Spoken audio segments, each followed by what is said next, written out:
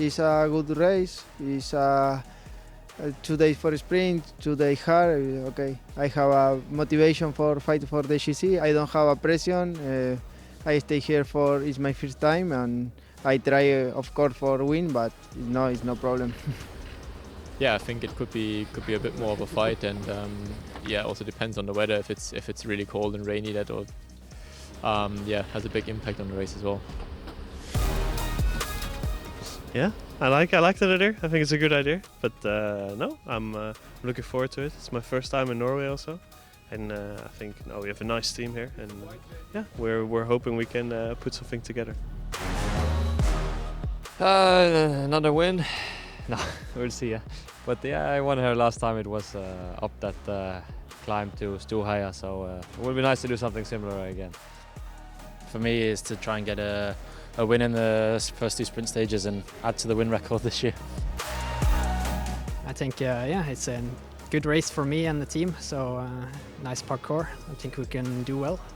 Maybe I'll try to build some confidence of it and see if it can make me better. I hope to not lose time in the first 2 days with something stupid, and then the legs will speak.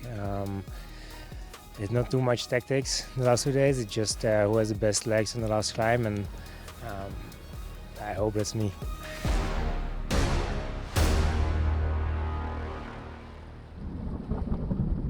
The 13th Arctic Race of Norway is underway. The opening stage, Evenes to Mira, 181.9 kilometres, with categorised climbs out there, 3 of them to tempt the breakaway. Backchasse it was for Lucky Sport Cycling that took the first of them, denying Vang, and that would be a battle that would rage throughout the day. Maximum gap to the peloton was 3.5 minutes, but they were busy, winding them in, slowly but surely.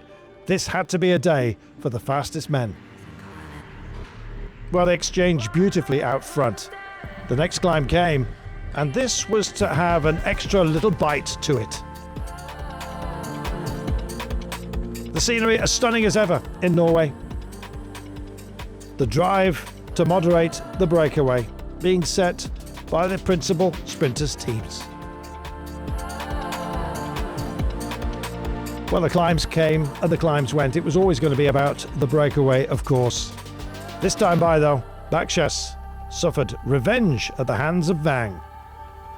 First and second, both times, exchanging the duties and the points. This was going to go to the wire and the final climb.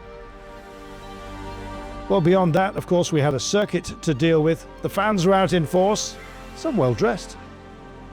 The peloton itself, the big teams were mustering, but so was Lucky Sport Cycling. Kalberg and DeLuca sent up to try and help out Backchasse in the battle for the Mountains jersey.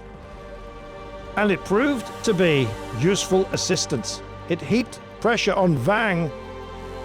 Vang went for it for Dral Repsol, and at the line it appeared he may have got there. But on analysis, Lucky Sport Cycling did the job. Super work by them. And so then, our mind cast down the road towards, of course, our finale.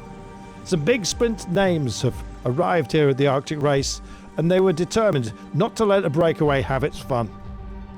Well, a couple pulled the pin out of that break. Backchasse, who'd done a job for the Mountains jersey, he went backwards.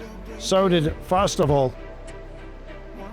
And the teams were getting themselves into colour order. This was going to be a big finale. Vernon versus Blikra, if you asked the favourites. Well, there's an intermediate sprint to be dealt with as well. And for Teodor DeLuca, Lucky Sport Cycling were having their fun. These vital bonus seconds that would count, of course, for the overall classification at the end of the day. The bell rang. It was time then to go racing.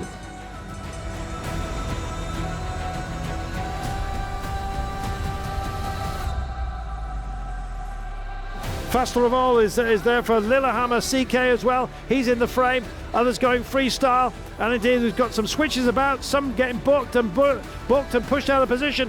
Ethan Vernon is not in a happy place at all at the moment. He may well have to go freestyle. He's on his own, Ethan Vernon. Trying to make some inroads here is under halter.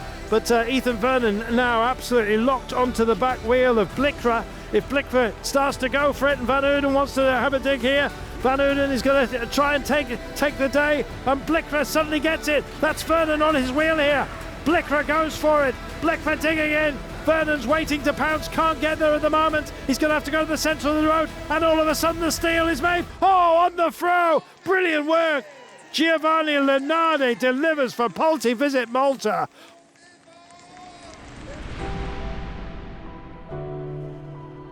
I don't have the best feeling this year to try to do a sprint like this, no? And yeah, we did everything good today, and I win.